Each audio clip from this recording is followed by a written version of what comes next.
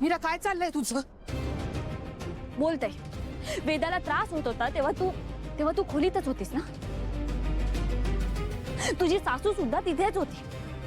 काय झालं तिथे तू बघितलंस ना? अगं बोल. वेदाला जन्म दिलायस ना तू? तिच्या जीवावर उठलीये ती बाई.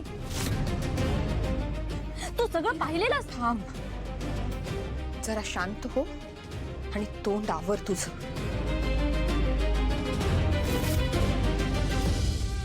ठीक आहे, मी शांत होते आणि तोंडही आवरते. मला सांग तिथे काय घडलं?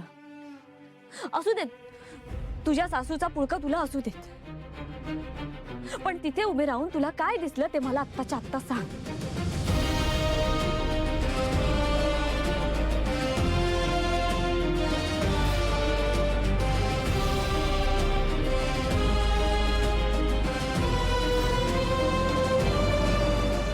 अंबिका, ही अंबिका इथे काय करते?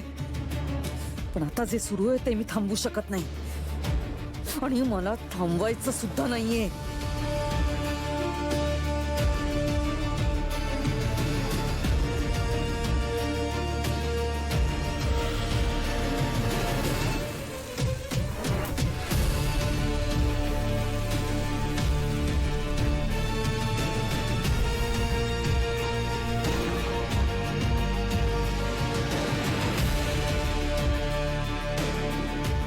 आता तुला काहीच आठवणार नाही अंबिका.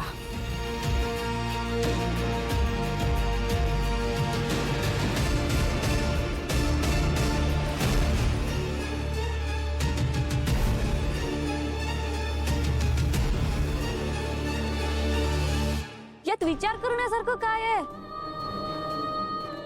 जे स्वतःच्या डोळ्यांनी पाहिलंय ते सांगायलाही त्रास होतोय का तुला? नाही, सांगते थांब.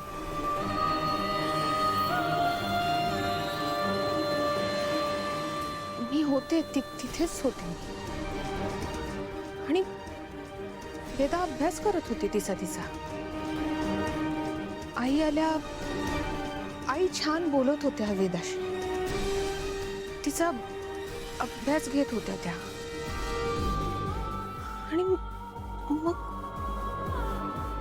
मग तू होतीस तिथे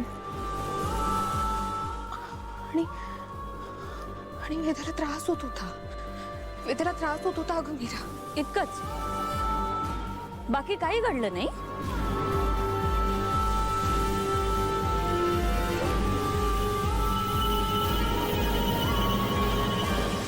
मीरा, मला माहितीये तुला काय ऐकायचंय. तुझा रुख कुठे आहे ते. तुला माझ्याकडून हेच ऐकायचंय ना की हे सगळं आईंनी केलं म्हणून.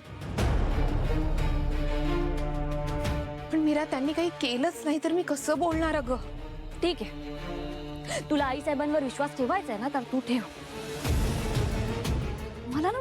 मला तुझ्याशी बोलायचंच नाहीये. मीरा, आई तसं नाहीये काही.